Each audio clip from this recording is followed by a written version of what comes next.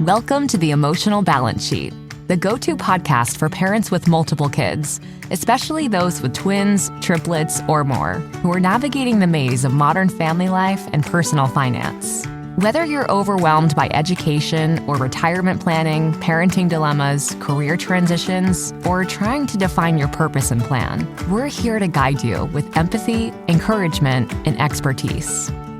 Hosted by Paul Fenner, founder of Tama Capital, a certified financial planner and parent to 4 kids, including a set of triplets. Our podcast is your ally in the quest for financial peace of mind, proving that money matters, but family comes first.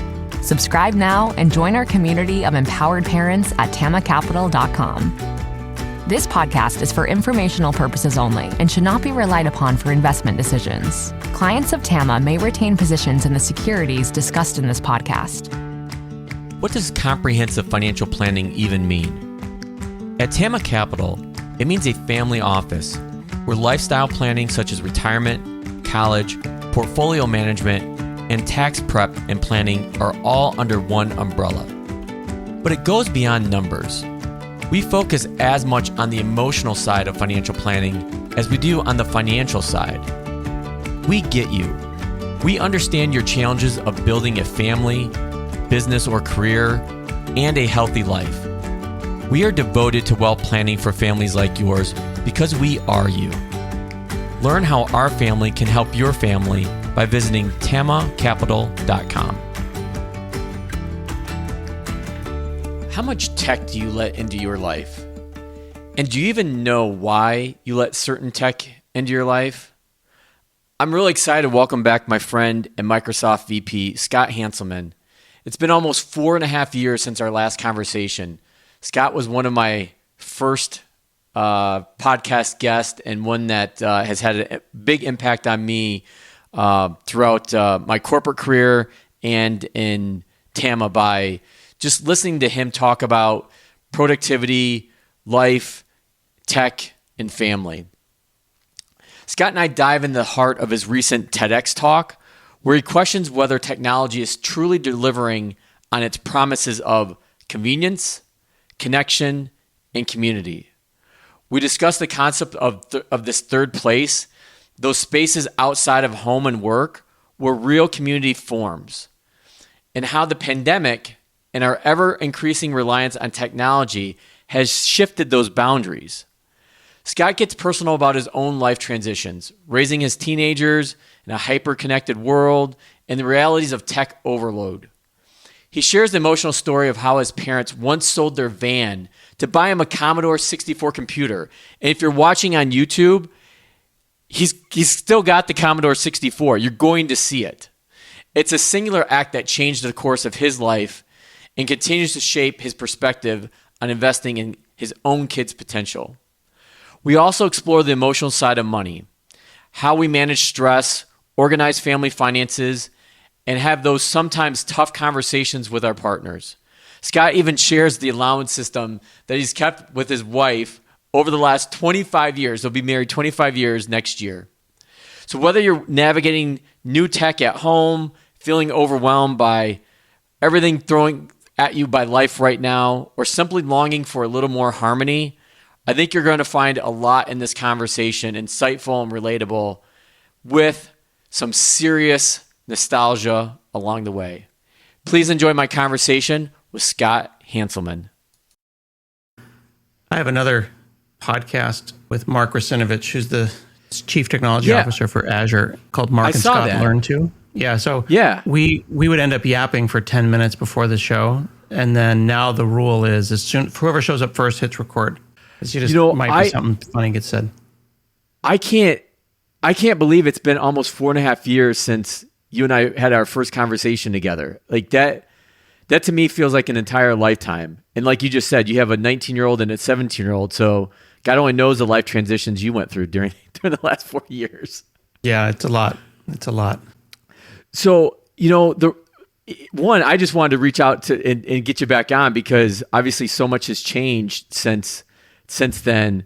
But what really sparked my just grabbed me was this latest TED Talk that you did at Portland about how, are we are we getting the promises that tech has made to us? And just to kind of give our viewers I'll link in the show notes to the TED Talk that you did, along with our previous conversation in your LinkedIn profile. But for those that don't remember Scott or new listeners, Scott is a VP at Microsoft. And what exactly is your role today? Because I know that you're like all over the world, like talking about tech and not just tech, but how it integrates with, much of the people that listen to this, to my show, which are families, like trying to figure out the day-to-day life of how to, handle all the financial and personal priorities tugging at them, kids, whether you have 2 like you do or 4 like me. There's no shortage of things pulling at us, and tech is one of them. Yeah. The TED Talk is at mylastname.com, hanselman.com. So it's too hard to find on YouTube, so I stuck it at hanselman.com. So I live in Portland, Oregon, and it's a TEDx Talk. Portland has pretty large TEDx organization. Like TEDx could be like a community college in a small thing in a small town, or it could be something big. It's one of the 3 or 4 top TEDs. I think about 4,500 people came, and we did it in a really big. Wow, really big that is the big one. Yeah, it was pretty legit. And I didn't want to do it. I had been asked on and off over a couple of years, and I didn't want to take up space because like a lot of TED people, they're trying to sell you a book. Like what are they trying to sell you? So I needed to not sell anyone anything. I wanted to have an idea that didn't have like and now you can get my PDF or subscribe to my Substack. I didn't want to do that. But as I'm getting towards the retirement part of my career, like I'm closer to retirement than I am to the beginning of the career, I started thinking about all the things that technology promised me, when I started in like the 80s, and did it meet those promises? Like, were we lied to, or were we just sold a bill of goods? And I think I broke them down into like community and convenience and things like that. And I thought it went okay. I'm pretty happy with the result. Well, I would say it went more than okay, because that thing was super emotional. I don't know how you kept it together when you were talking about, and I would like you to tell this story if you can. I'm in the back of my mind, I was talking to my wife, Teresa. I said, I'm having Scott Hanselman back on. And I had to refresh her memory of who you were. But I said, watch this TED Talk, and that he did. And I said, one of us is going to cry, and it's probably going to be me. Yeah. But that was, so I'll let you tell the story, but that was so emotional. I don't know how you kept it together. And then you just kept layering on, like in your talk about, as you mentioned, connection, convenience, and creativity. Those were the 3 things. And then you talked about community. And these 3 places in our lives, home, work, and this 3rd place. And you talked about how COVID took home and work kind of like away from us, and everything just kind of got smashed into one. And I thought, yeah. And then the 3rd, so there's 2 things there. Let's do the 3rd place first. So okay. The theory of the 3rd place is not my theory. It's been written up for the last 30 years. If you ever saw the TV show Cheers, right, where they all go to the bar and everyone knows your name. I'm a big Boston guy, so I love Cheers. Right? So everybody's like, Norm, cheer. So the 3rd place is the place that isn't work and isn't home that you go to find community. And the theory is, to be a fully formed human being, you need 3 places. You need a good home life, you need a healthy work life, and you need a 3rd place. Now, Cheers is a bar, but the 3rd place could be church, could be mosque, could be teaching your kids Little League, could be volunteering at a school. It's just got to be a 3rd place. It's community. It could be the farmer's market. It's got to be somewhere. COVID plus the internet turned work and home into the internet, and then work and home and where you hang out after work into the internet. So now the internet is all 3 places. But from a physical perspective, all 3 places then become your spare bedroom. So home, work, I work here, I live here, and then I turn Teams off and I turn on Call of Duty.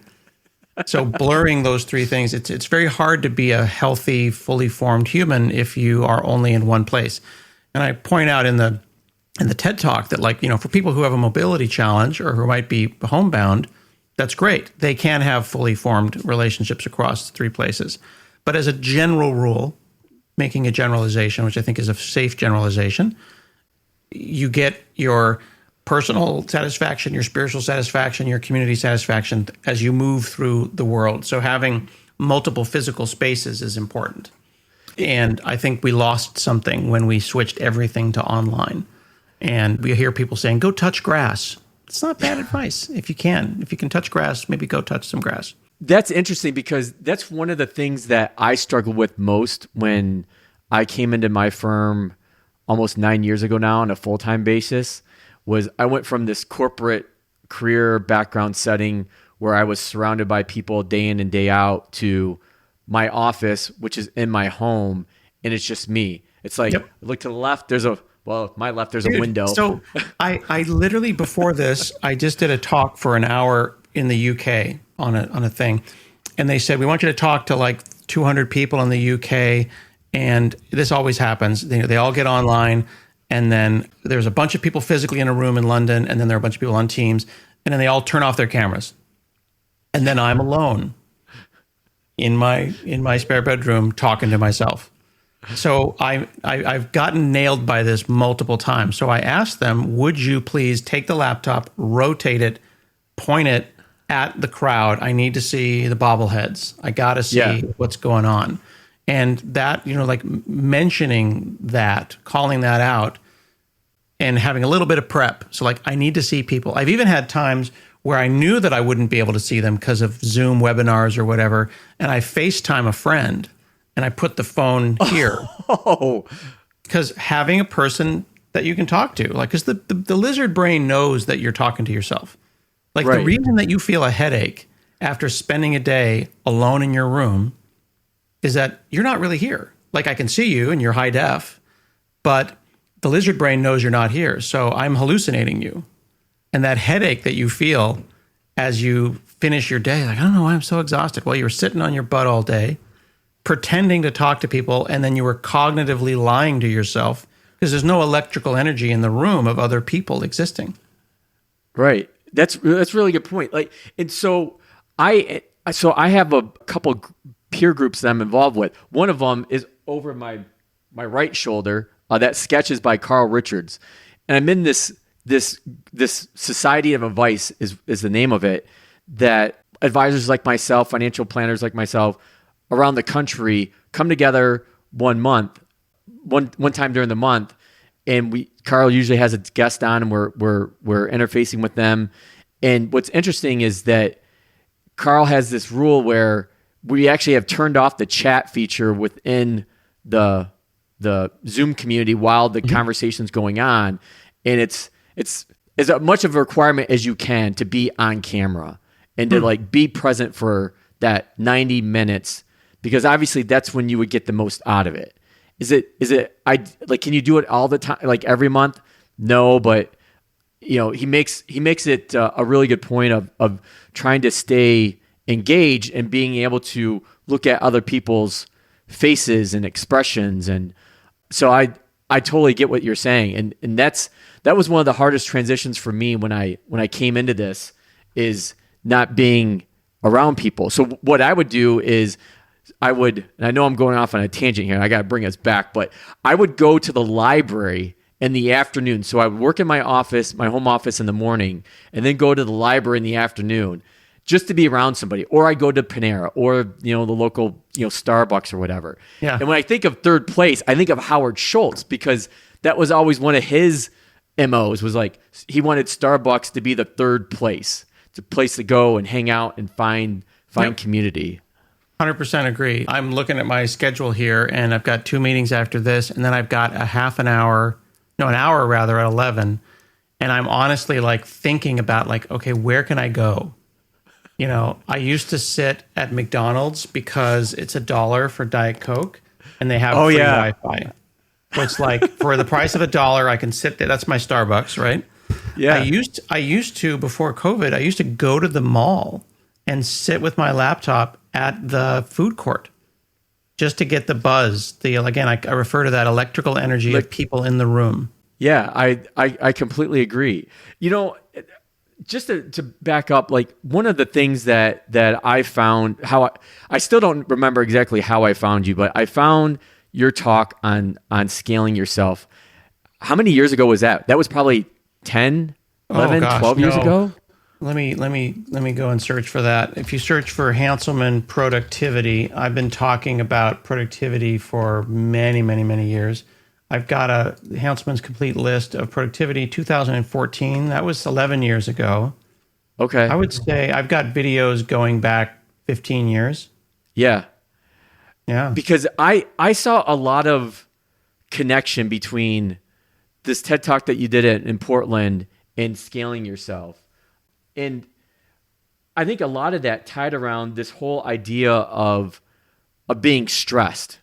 And I'm going through what I call my annual planning season right now. So I'm sitting down with the families I work with and having a discussion, a conversation. And there's one theme that keeps coming up over and over again is how parents feel stressed, not only financially, but personally as well, like with kid activities, with the cost of everything, and feeling like we know that we have good careers, we know we have good jobs, we know we have good families, but it feels like we are still like falling behind, like we're not being able to keep up. And well, I would even gently push back on that. We know we have good jobs, we know we have good, like we don't know that. I could get laid off tomorrow. You know what I mean? Like I'm very blessed to have the position that I have, but there's nothing is promised. So I think that it's the impermanence of things that are stressing people out in the sense that, like, I think I have a good job, right? But, do I have a couple of months pay in the bank in case? You never know. I've seen people work for a company for 20 years and then a day before their 20th anniversary, they're laid off. Bam. Yeah. I guess I probably should have rephrased that. Is when I look at their current level of income, these are people that are in the top 10% of average household incomes in the U.S. Mm-hmm. And most people don't even realize that. And I think when I kind of push back and make that point, they're like, how is that even possible? Because to your point, like I still feel that stress and that anxiety about what's going to happen. And then obviously we're probably going to touch on this at some point is AI, but that's the common theme that I keep getting over and over. And I've had like 25 meetings in the last 2 weeks, I think, with families, talking about not only their financial plans, but the emotional side of their life, which is a lot of what I do. And most people don't realize that. I think people have the stereotype of a financial planner. It's like, that's just my numbers guy. They pick the stocks and the bonds or whatever, and they manage my assets. But that's like 20% of what I do. It's the 80%. And having conversations like this and having my podcast, which I kind of use as this platform to bring people like you on to talk about these things in a more humanistic level and being able to pull threads to say, okay, what can we do? Yeah. Well, my financial advisor, I would say, is probably 80% therapist, 20% financial advisor. So I'm right on cue. Because I'll tell him, this is what I feel right now, and I don't want to feel that. I'd like to feel this instead. So, setting up a 529 for my kid, like the day he was born, a college savings plan for folks that may not be familiar. The reason that we did that is not just because it makes good financial sense, but because I didn't want to feel a certain way. Yeah. Because I hear people saying, oh man, I got 2 kids in college and da-da-da-da. Like, I thought, if I could plan for that 20 years ahead of time, would I feel differently when that time came? I think did we talk about the allowance system that my wife and I use last time I was on the show? We did, but it probably would be good and I think I stole that from you afterwards because I read Ron Lieber's book as well. I think we talked about that and something similar. And I've been running that system for the last 4 years. One of the, number one, there's many causes for divorce, but one of the main causes for divorce is arguing about money. Mm-hmm. And, this is my next month, actually in a week and a half, is my 25th anniversary, well, 25 years. And it's such an argument about like money. It's like, why'd you spend that? Why'd you do that? So how do you set up a system by which you can do whatever you want, in quotes, and buy the things that you want to buy as an individual, while still partnering up with your life partner and making sure that you don't, bother them or make your finances their problem. My wife and I put all of our money in one pile. It's in a single account. We've always done that. We don't have like the separate accounts thing. Like, everyone's different. That's a whole separate conversation. Some people do the like my money, her money, their money. We have our money. But what was happening was that we would see on the debit card, 5th of the month, paycheck goes in, mortgage, car payment, insurance, big numbers, $1,000, $500, $500. And then it was like $5, $3, $4, $6, $10. And it was like Starbucks, Chipotle, McDonald's, blah, blah, blah. And it was the psychological pressure of the scroll bar in QuickBooks that went from the big rocks to the noise. And we're trying to, what's the way to get rid of the noise? So there's lots of ways to do that. You can do envelope budgeting. You could put it on a credit card. You could hide it. What we decided to do 25 years ago, and we've been doing even now, is giving ourselves cash. We have an allowance. So I get $100 a week, which is a lot. Cash. Go to my pocket, right? For those of you listening, Scott's pulling out his cash. Let me see what I got here. I have $115 right now. So the reason that that's significant is I would come home with like an Xbox game. My wife would come home with a purse or a dress or whatever. And she'd be like, $70 for an Xbox game. That's, and like, why'd you buy a PlayStation? We already have an Xbox. Well, PlayStation's $300, $400, right? So showing $300 on a credit card is a problem. Like, that's like, hey, you made a purchase and we didn't plan that. We didn't plan for that. But at $100 a week, which is very generous, all I have to do to get an Xbox is save. And I don't necessarily need to, but I do. I save. So I can go to lunch today. Like, after this, I'm going to go to Jimmy John's, or I can not. And I save that $15, and I do that, and I save my $100 a week, and then in a month I come home with an Xbox, and rather than my wife saying, "This is BS, why'd you buy an Xbox?" She goes, "Oh, tell me all about your toy that you bought," because she knows it was paid for with cash. Completely different conversation. Completely different conversation. And you go back to QuickBooks, now just online banking, and if you can, I can actually see the full month of expenses without scrolling, because it's big rocks and then allowance. And the noise has been removed. The arguments have been removed. We haven't changed. The number's been the same. We haven't increased our allowance in all these years. And again, it's very generous, but it's not just allowance do anything. It's lunch money. Yeah. Right? It's gas money. So it's a bunch of cash that, and again, like I said, I got about $115 right now. When it's gone, you stop. If you want double meat at Chipotle, there's a cost. Yeah, I had no. See, this is the thing I love about the podcast and these conversations. I write down literally like maybe 1, 2 questions, 3 questions at the most. But this thing is totally unscripted. I had no idea we're going to end up talking about this today. Sorry. No, this is great. Yeah. Let's bring this back to Portland TED Talk, because there's 2 things that really resonated with me. One is the story of your parents selling the van to buy the Commodore 64. And then the second point was your son coming to you and saying, "Dad, how can we dumb down my iPhone?" Yeah. So I don't know how we unpack those two, but we'll just do them one at a time. Okay, you choose first. So the dumb phone thing, it's so interesting. I did a TikTok. My 17-year-old had a couple of guys at school that said they were getting addicted to TikTok, and they were like, and they had to study for the SATs. And did they say, Scott, like how, like what made them aware? Like, so obviously they had some kind of awareness. They were studying for the SATs, and they would be studying for 10, 15 minutes, and they were finding that their attention span wasn't long enough to make it through the SATs. The SATs are like a 90-minute to 2-hour long test. Standardized tests here in the US. And he was like, I kept finding myself on TikTok. Like, I'd be on the SATs, and then it's like, I've grabbed my phone. And then suddenly I'm on the internet. And he's like, so then we tried screen time, where you have to put in a PIN number.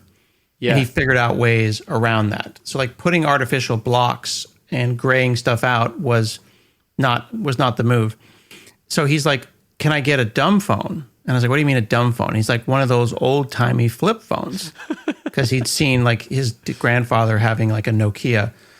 Yeah. And it was really funny. It was disappointing. I did a TikTok about this and like 90% of the comments were positive, but a bunch of other people were just like, that never happened. I'll take things that never happened for 200, Alex. I'm like, what? Whose life is so empty that they would make a TikTok about a thing that didn't happen? Like the kid's right there. I don't care if he uses a dumb phone or a flip phone. He came to me. He says, I want a phone. So I go online and I think, what's the minimum phone that we want? Flip phone, long battery. It needs Google Maps because he wants a GPS, and it needs texting. So I found an Alcatel phone. It runs some kind of crappy OS that's not Android, but it has Google Maps. And it has That's texting. like old school. But it's not old. It's a modern flip phone. Okay. It's $50. I remember Alcatel I remember that brand name. Yeah. So they're still around and they're making phones, but they have Google Maps and a GPS on them. And they have 4G. Right? They're not like they need to work on modern towers. Yeah. And I needed a micro SIM because the iPhone's got that SIM slot on the side. Because he has an iPhone. And I'm not saying my kid's like a saint and he switched to dumb phones all the time. I'm saying he pulls out the micro SIM, he copied his contacts onto the SIM, and he just moves the SIM over to the dumb phone when he wants to decompress. And then we got an SD card and a bunch of MP3s and ripped a bunch of CDs that I have and got him a wired headphones, like the wired AirPods. They're the same shape as AirPods, but they're wired. And so that he decompresses a couple of times a week. I don't think that's controversial. So I know I'm harping on this point, but like I was shocked at the number of people like, no kid would ever do that.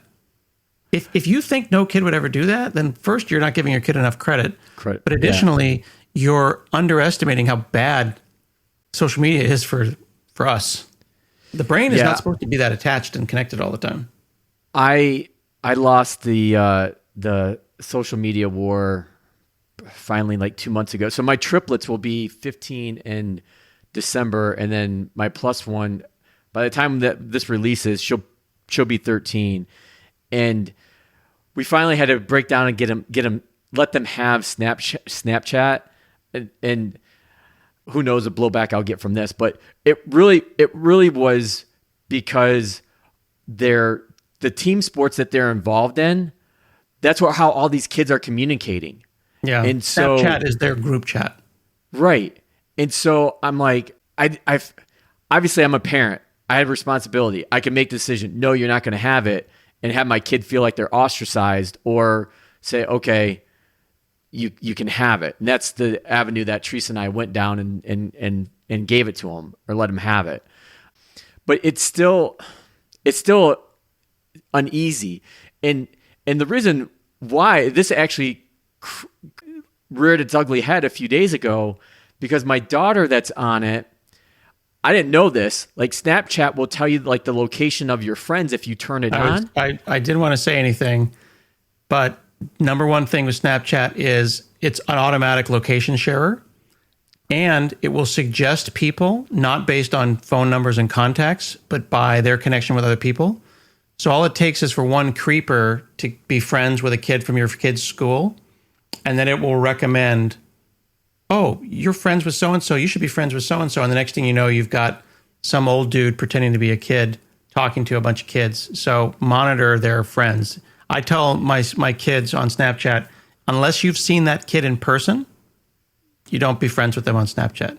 Yeah, that's incredible. Like they'll be friends with like, oh, advice. Who's that? Well, that's Anna from another school. Have you ever met them? Yeah. So what happened was my daughter wanted one of her friends to come over to hang out, stay the night or whatever. And she's like, no, I'm busy, whatever.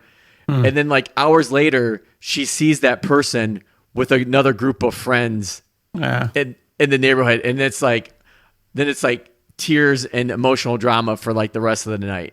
And it's like, son of a blank, that's the thing about I think social media, that it's if you have it, it's constantly in your face. And like when we were growing up, obviously we didn't have that. And now I'm trying to figure out like, well, how do I help console her? How to say it's okay? Well, I don't know. I don't have the answers, but I knew that that was interesting. I did not know that about Snapchat until Teresa explained it to me. So we made sure that you can disable that locator. And so we shut that. We made sure that you can't disable the locator? No, you can. You can. Oh, you can. Okay, cool. You can. Yeah. Yeah. So, but yeah, you make that's interesting how much pushback you got. And it's probably the most vocal, the people that said that never happened because. Well, I mean, everyone's got different relationships with their kids. Anytime anyone goes online and says, "Oh yeah, my kid said this," or they were doing that math, or they did this thing, and someone's kid isn't doing that math or isn't doing that thing, like you get into this unintentional pecking order where there's some implication that your kid's better than someone else's kid. So I think they would take it as like, oh yeah, like Hanselman's saying that his kid is so, I don't know, he's so mentally present that he realized that he needed to get off of TikTok. He did. I don't know. That happened. Yeah. Well, I think it's a story worth. And when I first heard that, I'm like, that's when I first watched the TED Talk, I'm like, that's a story that needs to be shared because there are kids out there that have the awareness to be able to say, no, this is bad. Like he's got a record player. He's into retro stuff. Got a VCR. Like I was into 60s stuff in the 80s. Right, he's into 90s stuff. Like okay. There's kids that want retro tech. Like, I mean, I don't know if you've had this issue with your kids, but we have a problem where my kids want to watch a movie, and it's like, which of the 6 streaming services is that freaking movie on? Right. So I live in Portland. There's a lot of video stores in Portland. Like there's video stores you can physically go to, like a Blockbuster, not a Blockbuster, but there are video stores. So. We're getting back into physical media because if you want to watch a movie from the 90s and you can't find it on freaking Peacock, just buy the DVD. But then you have to make sure you still have a DVD player, though. But see, we just have an Xbox, and the Xbox is right. The Xbox is the TV streamer thing. It's the Xbox is the Netflix, it's the Prime Video, it's the Peacock, and it's the Xbox, and it has a DVD player. Okay. So let's tackle the second part of your TED Talk, the van. Yeah. Let me stand up and get this thing. Hang on. You still have it. Yeah. So for those of you listening, Scott is going to get his Commodore 64. Yeah. So in 1984, I was 10, and my 5th grade teacher, Mrs. Hill, had introduced us to an Apple II. And this was back in the days when you would have one computer in a classroom, not a computer for every kid, because these are $2,500 computers in the 80s, right? It's like $10,000. It's a huge amount of money. And that was the first time I'd ever seen a computer. And then there was the TRS-80, or what they call the Trash 80 from Radio Shack. And my dad is a firefighter. He's now retired. My mom was a zookeeper. So we weren't. They paid $20,000 for their house in the 70s, a very small, modest house. I shared a bedroom with my brother. So not exactly a house where computers are rolling in and out of the house. But Mrs. Hill said, Scott seems to be really good at this. You should try to get him access to a computer. And then she let me steal the Apple II. We would basically, on Friday nights, we would borrow the Apple II, rather. We'd sneak it into the car. And as long as we had it back on Sunday, it was a victimless crime. It was basically we got permission from the principal to borrow this computer. And I don't know why she gave me that privilege. She could have given it to other kids, but she believed in me. But after a while, it was problematic. We can't keep taking this computer. She says Can I interrupt? Did you realize that as a 10-year-old? No, I had no idea. I knew it was expensive. Okay. Like I knew that moving it was something to be extremely careful about. So I had the sense of this is precious cargo, but we would put it in the back of my dad's van and then take it home. And then when you don't have a ton of money, you just have cars in various states of disrepair, right? You have cars on blocks because it's your bank. you drive by people's houses even now in 2025, you see 5 or 6 cars in their backyard or on their farm or whatever, because I live in rural Oregon. Those are all potentially cars you could fix up and sell. That's all money. Like, people might look down on folks that have cars on blocks. That's a bank account. That's potential stuff I could sell. So I came home one day and the van was gone. It was a 72 Ford Econoline, and they had sold the van and they had bought a Commodore 64 at Sears. It was $299, and I have the box. I have the receipt. I have the with the tape on it, the Sears yellow tape that they used to put on when you buy something at Sears. They didn't want you to shoplift it, so they had the tape thing, and they would wrap the tape around the thing, and that's how you didn't get yelled at when you walked out the door. God, that's bringing back so many memories. Yeah. So having that Commodore 64, and I think in retrospect, it was probably $600 because it was the Commodore, which was $299, and then there's this other thing here, right? And then the disk drive. Disk drive. Right? You remember that? Oh, yeah.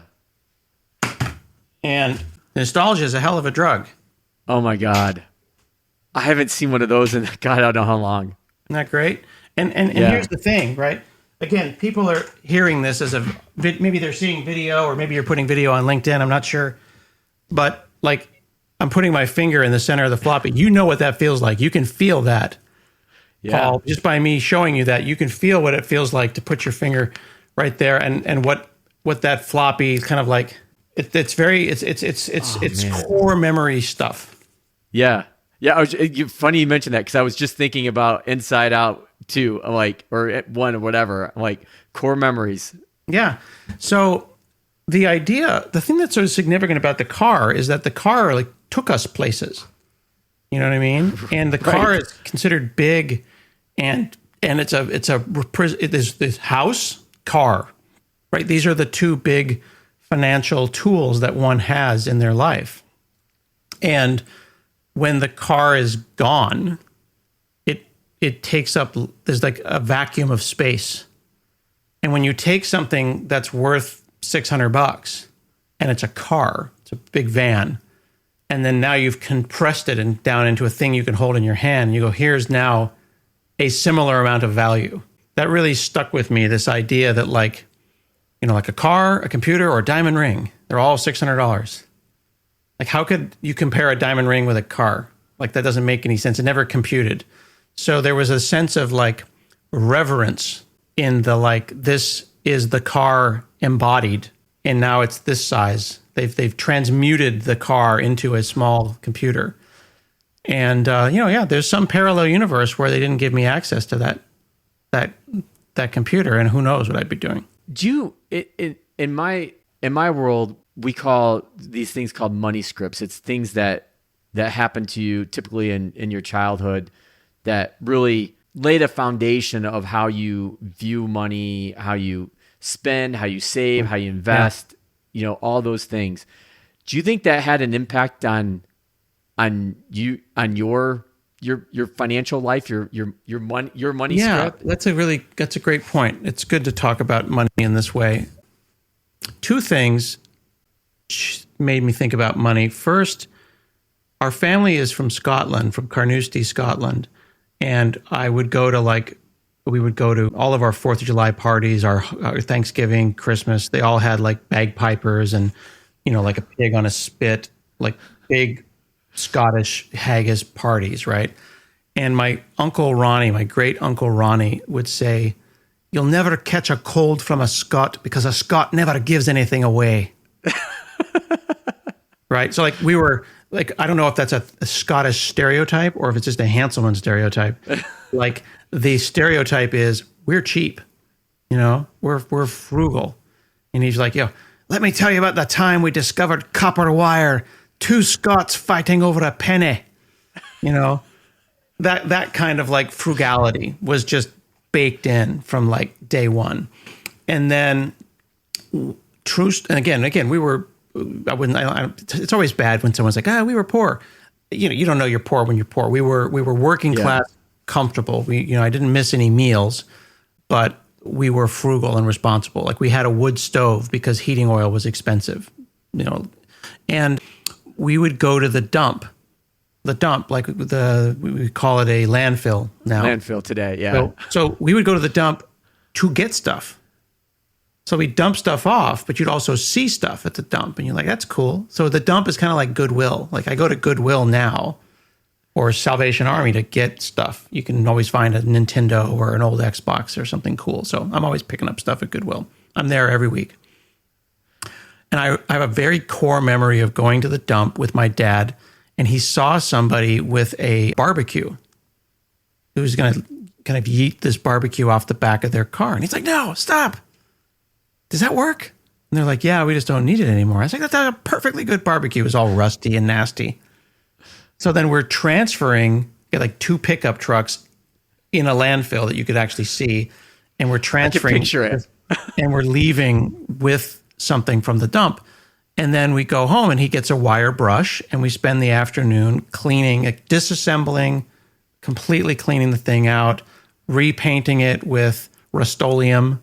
Yep. And then letting it, and then having charcoal briquettes and eating on the barbecue that evening. It's just like that. So that core memory of like waste not, want not is like so fundamental. So the fact that the Commodore is 45 years old and still works. I replaced the capacitors. For technical people, you can go and Google for Commodore CAP, C-A-P, CAP kit. There are basically, you could buy a Ziploc baggie of all the capacitors and parts that are common, that everyone knows after 40 years. These are the parts that burn out. And there's TikTok, on my TikTok, there's a Commodore 64 playlist where I show the taking apart of the Commodore, replacing all the capacitors that die after 40 years and bringing it back. So like these things still work. So me fixing a Commodore 64 on TikTok from my garage there's a direct line to my dad stopping a stranger from throwing away a perfectly good barbecue.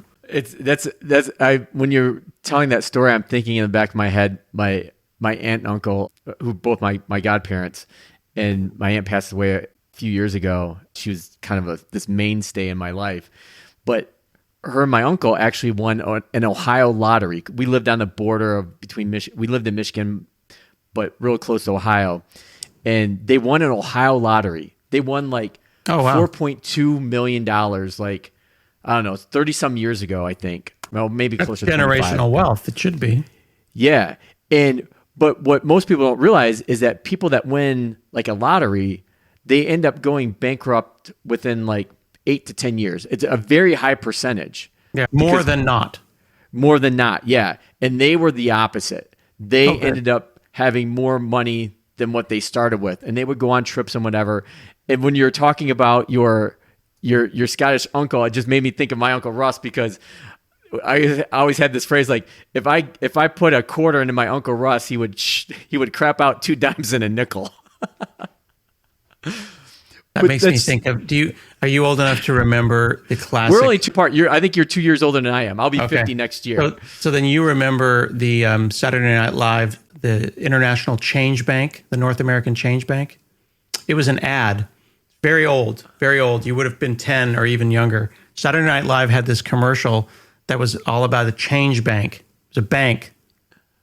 We only do change, what we do at this bank. He says, you give me a 5, I'll give you 5 singles.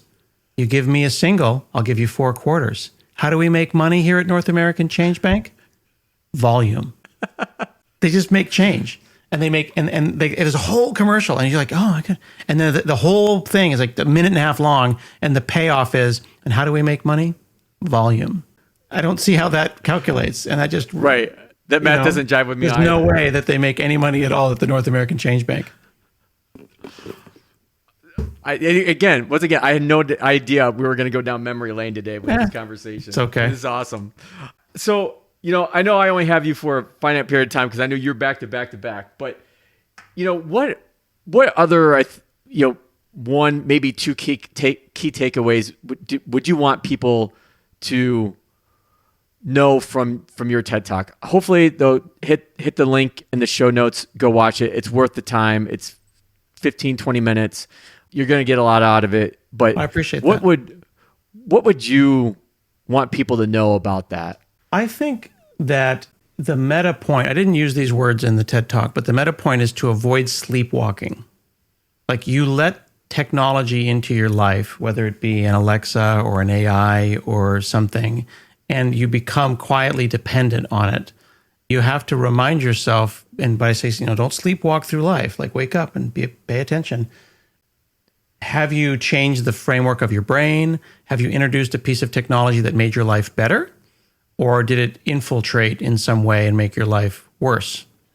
Like my wife was complaining because we'd hooked up Alexa to turn the lights on and off, and we had bought some smart plug, and I had forgotten that the smart plug required an account, and you have to log into the account, and there's a name and a password and a whole thing. And then you realize that in order to turn off this light, we're saying, Alexa, turn off the light, and it goes to China and back to turn off a light that's 5 feet away.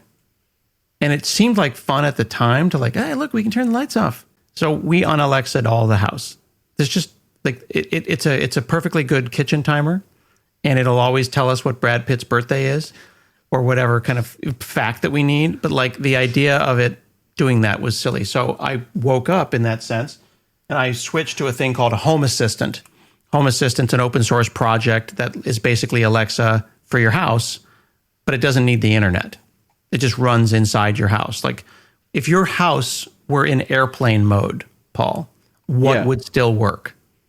Like it's cool to have a garage door opener that's hooked up to my Q so I can open the garage from my phone. But if your phone's dead, the internet's dead, you're home, can you still open your garage door? Same thing with smart locks. Do you have a smart lock? Do you tap it, or could you just maybe get a keypad that's all local? So people are always joking because they think that I must be, as a techie, someone who's got a very lit up smart house. But that's a way of kind of accidentally sleepwalking and letting Amazon into your life. I would encourage people to kind of audit their spaces and think about, is this technology making us more creative? Is it allowing us to connect with people like FaceTime? That's an awesome thing. My parents love FaceTime. Is it allowing us to be more convenient, or is it selling our data overseas? Well, I think that is a perfect way to wrap there. Sorry to dump it and get all serious at the end there. No, that's perfect. The audience will definitely take that away. I know I will, but I don't know. I want to make sure that we don't make this another 4-year gap. So hopefully we'll be able to contact or do this again. Of course. Here, maybe every 4 years it's a tradition. Yeah. Well, Scott, I can't thank you enough for coming on and being part of this journey, because the podcast actually turns, by the time this airs, it'll be 5 years old, which is... How many episodes now? I was pretty early in there. I think you were, I just had it up. I think you were 45-ish. Oh, wow. And now we're probably 215, 216 or so. One a week? Yeah, but yes, for the most part, for the 5-year journey, it's almost been one a week. We missed some weeks here and there, obviously, but yeah. I just hit episode 1014. I was going to say, you hit over 1,000 with Hanselman Minutes. Isn't that crazy? Because when did you start that? Hanselman Minutes started in 2004, 2005. It's been 20 years. 20 years. Yeah. Wow. That'll do it. Every Thursday for 20 years. That's amazing. Well, they got to put a tariff on guys with podcasts at this point. I would have to pay that retroactively. Everybody's got a podcast now. We started early days. Right. But and the thing is that when there's this number out there that's floated there's 3 million podcasts out there. Well, yes, that may be true, but there's only I think the number I've heard is there's less than 100,000 that are actually active. That's a really great point. The world is littered with podcasts of an average length of 7 episodes. Mm-hmm. Yeah. People give up. People give up because it's hard. It's a marathon. It is challenging to edit. It is challenging to book guests. It's challenging to have a cohesive conversation. Extemporaneous speech is challenging. Tools like Riverside and Zencaster make it easier, but for sure, it's not for the faint of heart. Good job sticking with it. Well, thank you. You as well. All right, Scott. Thank you so much for the time. And audience, be sure to look at the show notes. I've got Scott's LinkedIn connection there, his link to his podcast, or not his podcast. Well, you can get to his podcast too. You can find everything Hanselman related at Hanselman.com. From there, you can kick off to the podcast, the YouTube, the TikTok, and the TED Talk is on the homepage. Awesome. All right, Scott, great to see you again, and I'll look forward to seeing you again soon. Thank you, sir. All right, take care. I know I said this a few times during the conversation with Scott, but I think it bears repeating. These conversations I have with people are not scripted. Like I mentioned, I start with maybe 1 to 3 questions, and I'm usually lucky if I get through the first question and the conversation just goes where it needs to go. And I knew that would happen with Scott. I didn't know that we were going to talk about some of his financial or his family financial practices, which I think were great. I knew we were going to talk about his son and him wanting to dumb down his iPhone. Why? Because he had the awareness that it was negatively impacting him, specifically around studying for his SAT scores or test.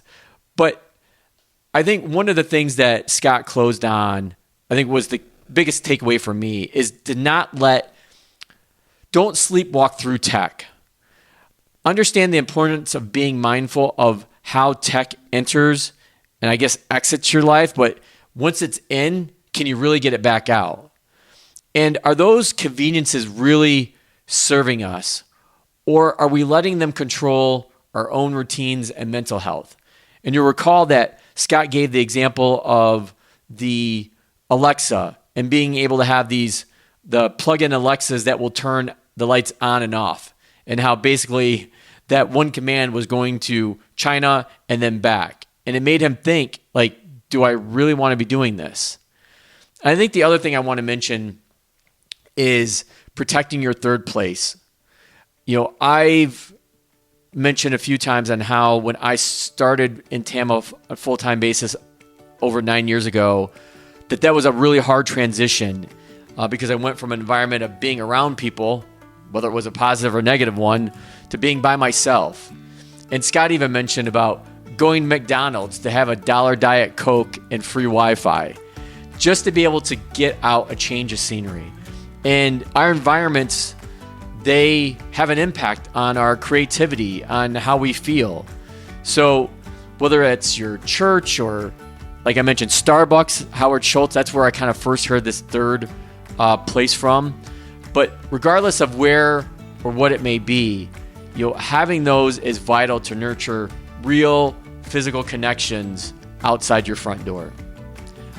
Hopefully you could tell I love this conversation with Scott, and hopefully it won't be another 4 years until I have him back on. Now that you've made it to the end of another great conversation, are you looking for more? If so, head over to tamacapital.com, where you will find all of our conversations. Use the search feature to find the topic or guest you would love to learn more about. Also, don't forget to make someone else's day by sharing our show. Thank you so much, and we'll see you next time.